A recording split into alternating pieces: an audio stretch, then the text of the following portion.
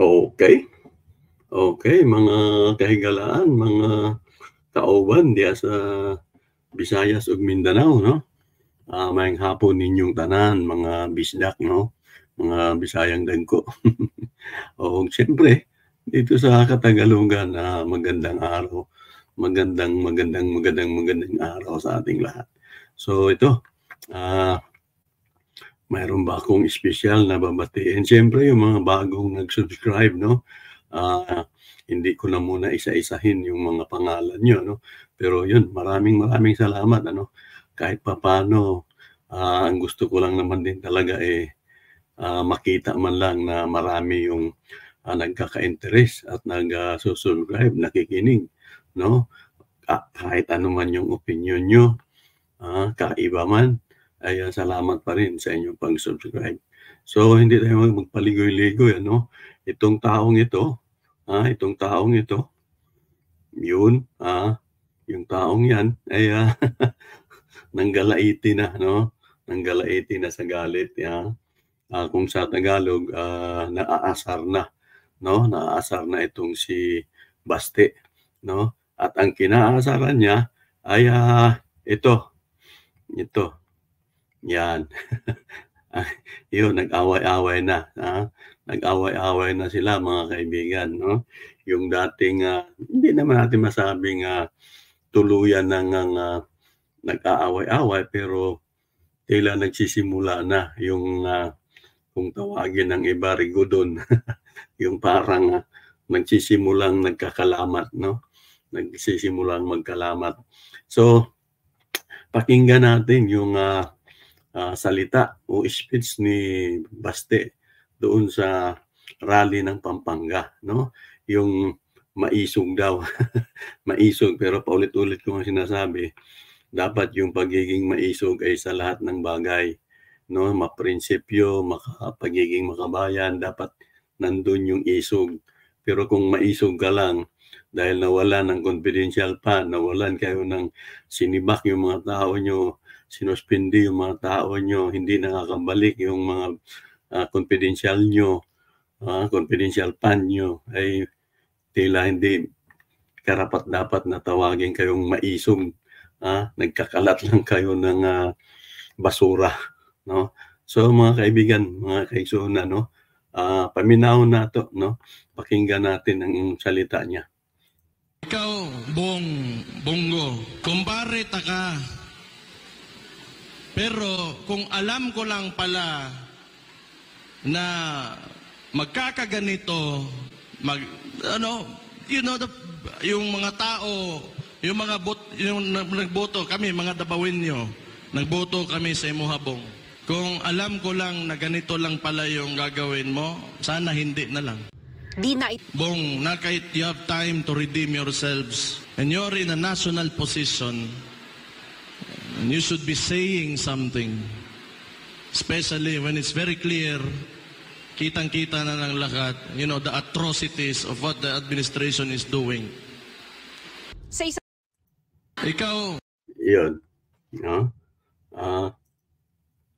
Maliwanag pa, no? Maliwanag pa sa sikat ng araw na pinipilit niya na gumawa ng hakbang. Dating pinipilit niyang gumawa ng hakbang yung mga nagkakautang sa kanila.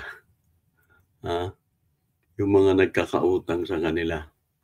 Alam niyo ba yon? Yung mga nagkakautang sa kanila, yung mga dati nilang taga-sunod, halos kulang na lang taga-punas ng alam niyo na yung behind ni Duterte, no? Winansagan ngang yaya dati yan, ano? Si Bongo.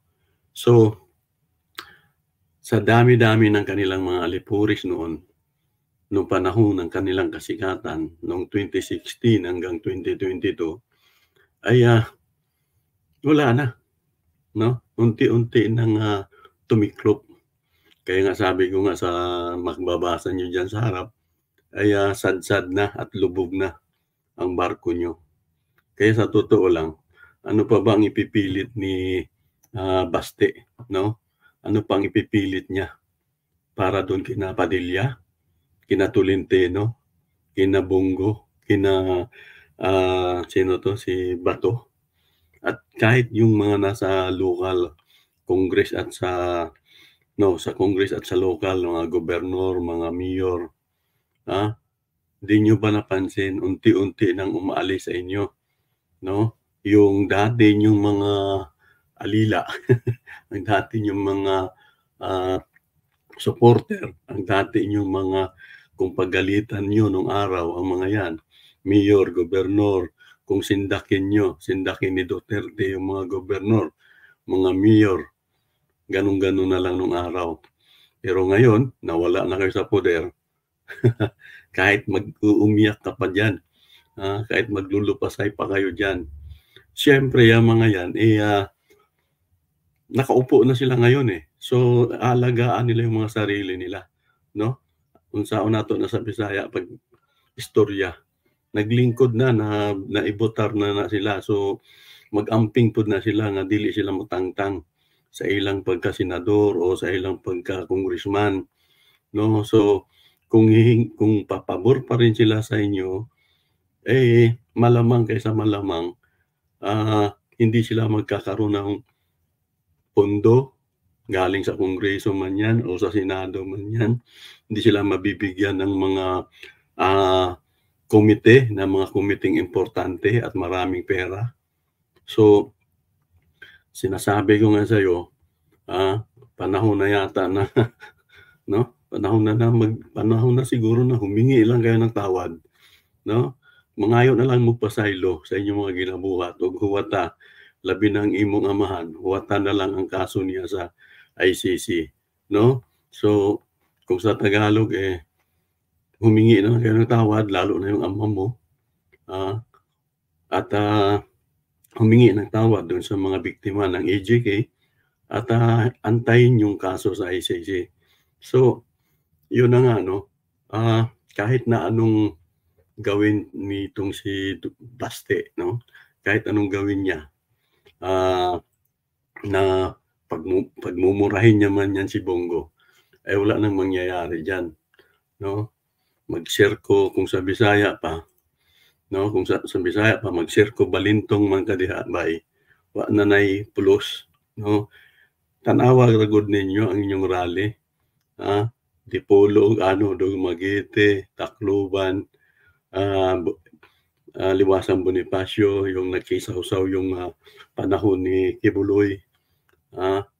Wala. Yung Davao na lang ninyo, siyempre yung Davao, takot sa inyo yan eh.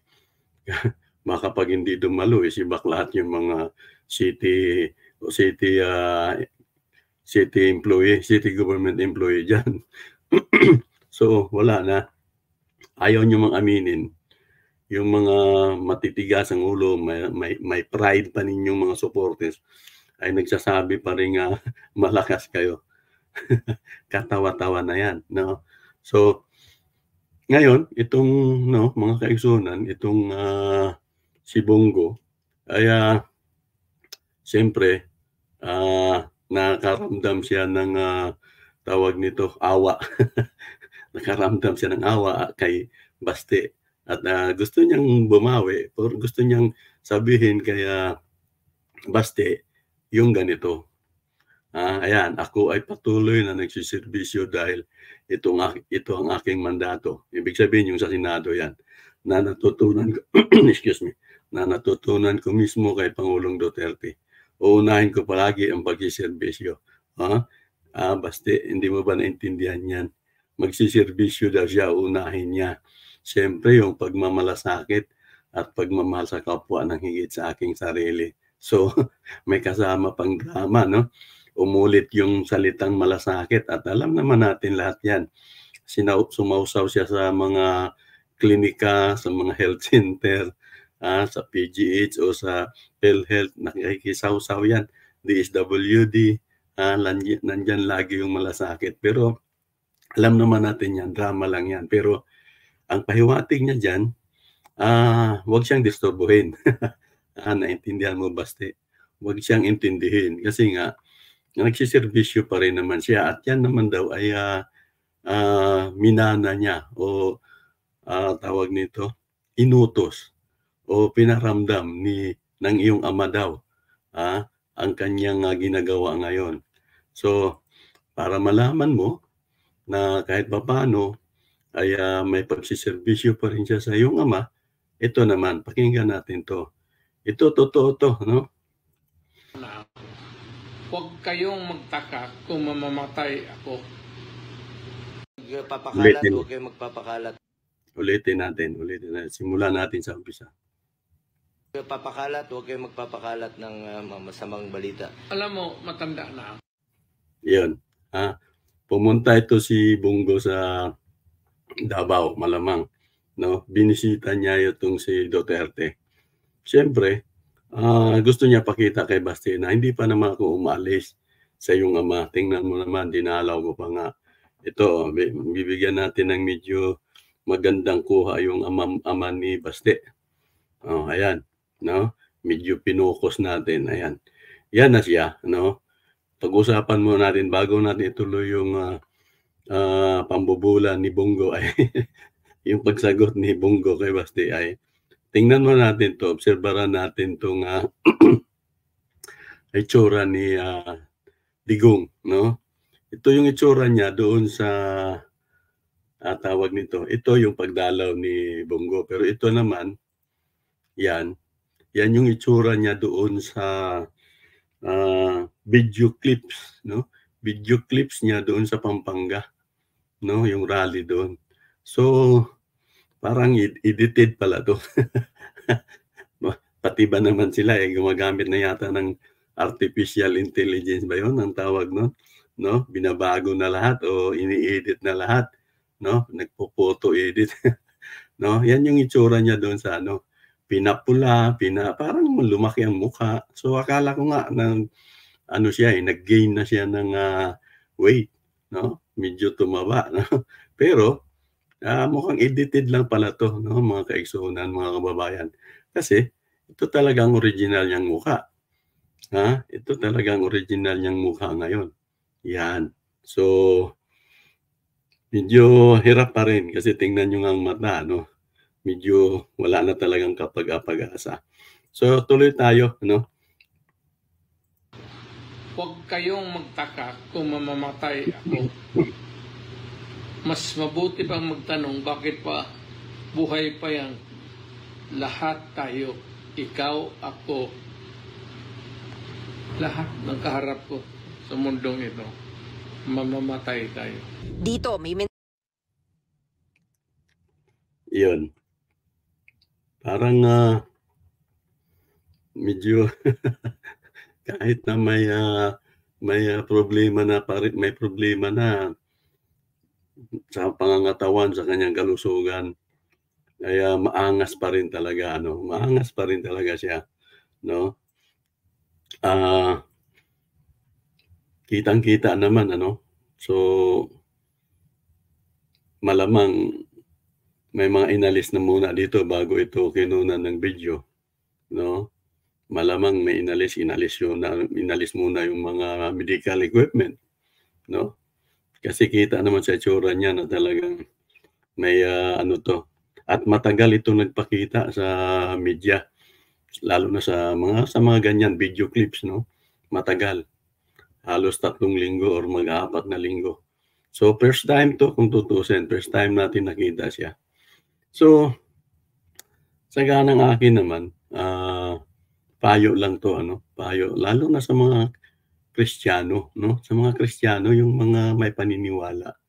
Alam nyo, kasi pinagmamalaki niya pa na parang hindi pa siya mamamatay at parang sinasabi pang natanggap ko naman yan. Lahat naman tayo mamamatay, ikaw, ako. Lahat naman tayo mamamatay. Pero, ang pag-usapan natin dito is,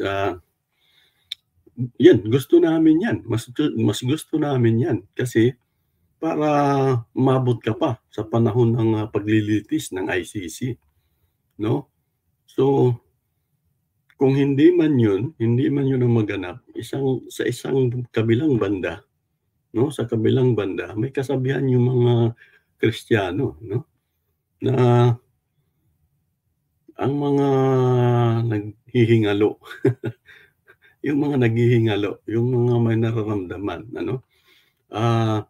Kung minsan hindi daw mamatay-matay, no? Mga obserbasyon 'yan, mga sabi-sabi 'yan ng mga, reliyosong tao, no?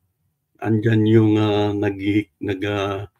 naka-bedridden na, nasa banig na, pero hindi pa rin mamamatay. Umuungol na lang ang umuungol, hindi pa rin mamamatay. Ang daming nararamdamang sakit sa katawan, no? So, ano sa palagay mo, Rodrigo Roa Duterte, ano sa palagay mo? Digong, ano sa palagay mo? Kung naniniwala ka sa mga sabi-sabi, abay baka nararapat mo ka ng mangumpisal, no? Kasi may mga pangyayari, mga kwento-kwento ng mga relihiyoso na yung kanilang kapitbahay, kanilang kakilala na nung humingi na ng tawad ay, naging magaan na yung paghinga at matiwasay ng, pumikit ang mata at, hindi na nahirapan, no? So parang, hindi kaya, no? So, kasi iba-iba, mayroong biglaan, mayroon din namang hindi nga ano, no, hindi kung tawagin ng iba, hindi matiwasay yung pag-alis. Parang andiyan pa rin kahit marami ng nararamdaman, no? So, hindi ko sinasabing, namatay ka na, pero ang sinasabi ko lang, maraming pangyayari, maraming sabi-sabi na ang taong, maraming problema nung buhay pa, nung maganda pa ang pangangatawan, maraming inagrabyado, maraming kasalanan, ay nung, humingi daw ng kapatawaran ay, naging matiwasay ang, kalagayan, no? Naging matiwasay ang kalagayan at, naging ano pa nga daw ang mukha, no? Meron ding iba nagsasabi 'pag nangumpisal, papupuntahin yung pare do'n sa bahay, naging kaaya-aya, naging medyo nawala yung mga pananakit, mga pag-ungol, no? Hindi na masyadong nahihirapang huminga at, pumikit ng, matiwasay. So, yun lang, no, mga kaigsunan, mga kababayan. Gusto ko lang, ipahiwatig sa inyo na ang barko, quote unquote, ang barko ng mga Duterte, kahit na ano pang gawing, pagtuwad baliskad ni Sara at ni Basti diyan ay, wala na, no? Ang inyong kapangyarihan ay nawala na, no? Ang kasakiman ng, yung mga siyempre yung mga confidential fund nawala man sa inyo 'yan, ay dapat tigilan niyo na 'yan, no? Kung ang power na dati kayong sinusunod ay hindi na nasusunod, ay dapat tanggapin niyo na 'yan. Kasi nga, sabi ko nga, kahit yung sarili niyong mga kakampi ay, nagtatago na, no? Nagtatago na at hindi na wala ng balak na ipaglaban pa kayo. Dahil ang kanilang, sinisiguro yung kanilang mga sari-sarili, no? So, it's time, no? It's time to, I think it's time to, repent. Gagamitin ko yung, mga pambubulas ni sino ba 'to? May pastor na mahilig magsalita ng ganyan. Okay, so magandang, usapan 'to. So, mga kababayan, mga kaigsunan, maraming salamat sa inyong pakikinig at, ingat tayong lahat at, magbantay tayo palagi sa mga nangyayari at, take note, no, sana palagi tayong, sumusuporta doon sa, lalaban doon sa pang-aabuso sa atin ngayon ng China, yung balak nilang pag-agaw na ng tuluyan ng ating, teritoryo o ng ating karagatan.